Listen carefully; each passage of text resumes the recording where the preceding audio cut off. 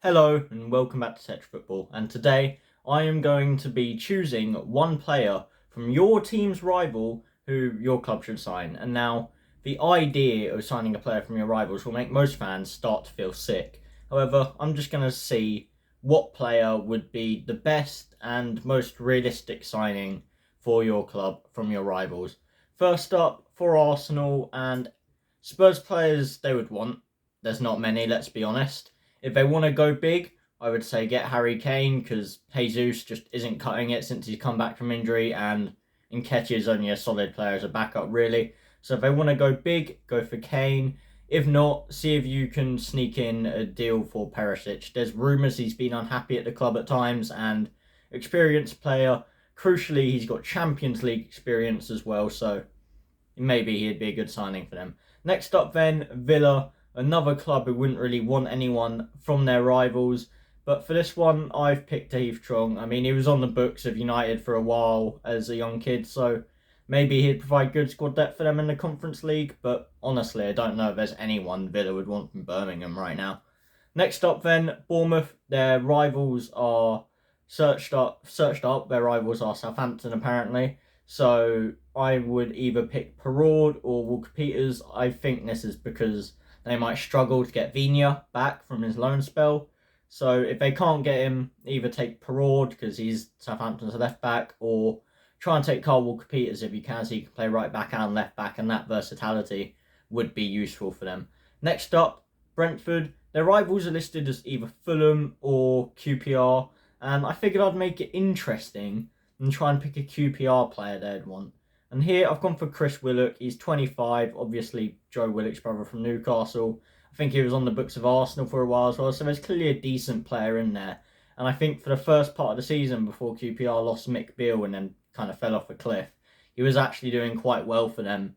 So maybe they could get him in to be squad depth behind Bueno and Wieser now that they've lost Ivan Toney.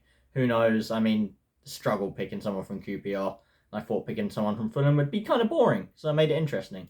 Next up then, Brighton, and from Crystal Palace, I'd probably say someone like Guehi. I mean, they need the squad depth at the back, especially if they can't get Colwell back.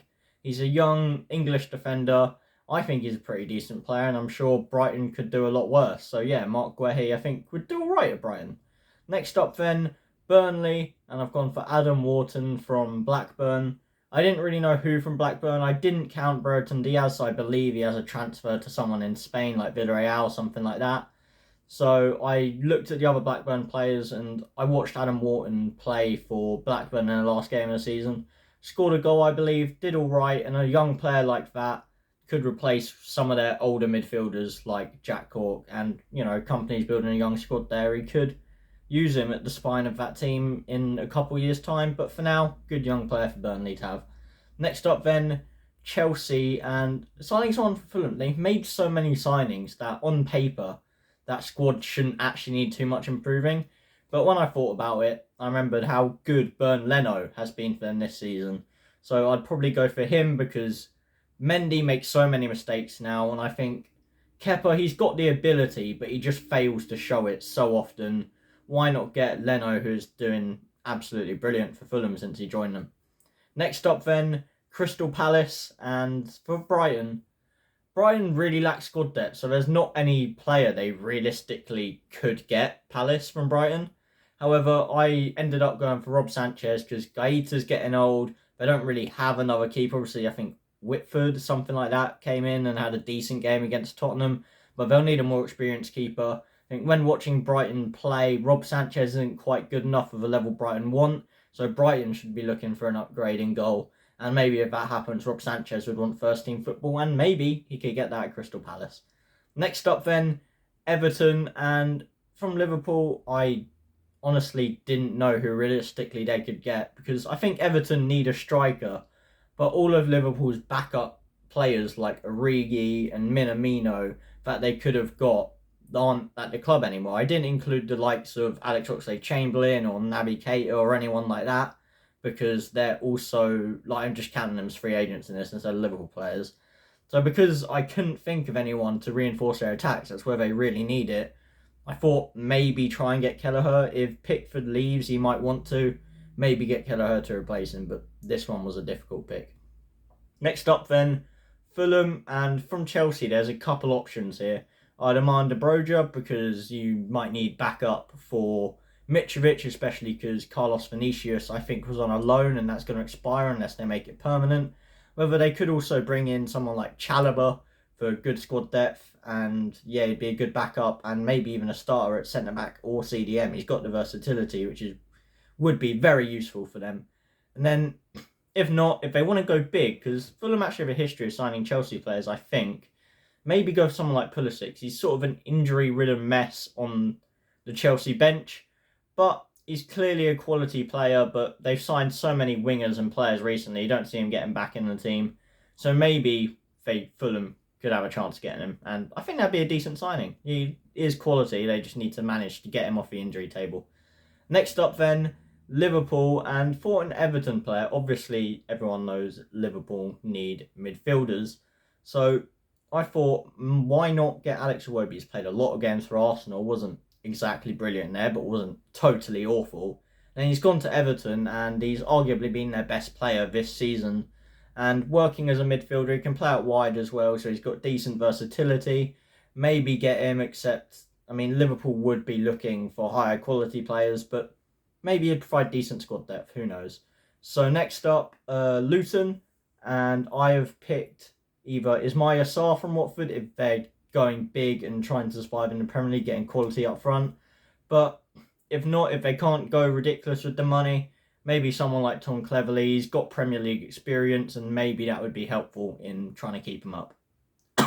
Next up then, Man City, and picking a United player City would want was really difficult. The idea of Luke Shaw crossed my mind because maybe they could do with an out-and-out left-back if Pep wants to change the system. But in the end, and hear me out on this is going to sound crazy, but I ended up going for Fred. And the reason why is City were already linked to him a few years back, so Pep Guardiola actually wanted him. Whether they actually wanted him, they were just tricking United and signing him, who knows. But reportedly they wanted him a few years ago, so maybe he'd be useful for City as squad depth if Gundogan leaves. Next up, Man United, and they would take so many City players if they could, but realistically, I was thinking who could they actually have a chance of getting, and obviously, João Cancelo has fallen out with Pep Guardiola. They loaned him out to Bayern already, and I think left back and right back could easily be improved for United, and why not take one of the best fullbacks in the country if he's out of shape at Man City? I mean, it would be a very hard signing to pull off to get City to sell him to you, but out of all their players, it's the one that I could see happening the most and would be a massive upgrade for Man United.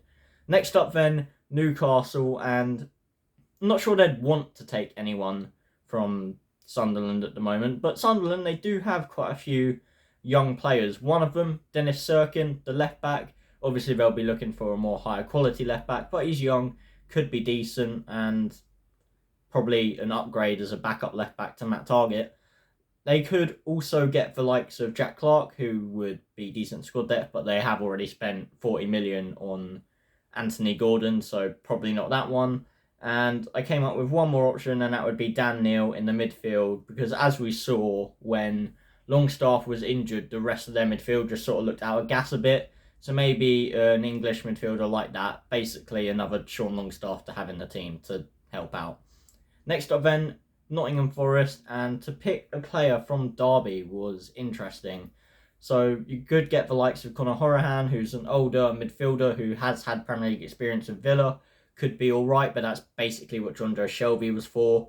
And other than that, there's either Jason Knight or Max Bird, two young midfielders starting to play for Derby, and maybe one of them would be alright to have in the squad or have them and loan them out. And if they're good enough, maybe they'll play eventually.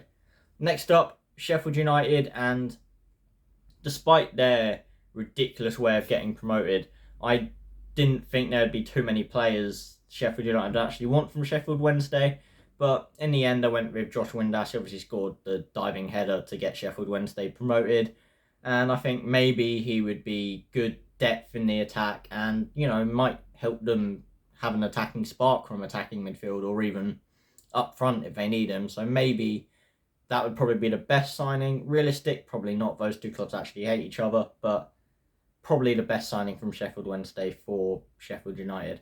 Next up, Spurs and an Arsenal player that's realistic. Not many of us would want to join Spurs at the moment. I mean, obviously. But I went for Kieran Tierney. It looks like he's on his way out. As far as I can tell, Spurs don't really have a proper left back. They've used Perisic there. I know there's Destiny Udogie out on loan in Italy who could be good when he comes back. But if they want a starting left back who's experienced in the Premier League, I think Tierney could do the job. And he's one of only a few Arsenal players who are actually looking to leave the club. So Kieran Tierney to Spurs might happen, probably not. But moving on, West Ham and another club, it's difficult to pick who would they actually want from their rivals.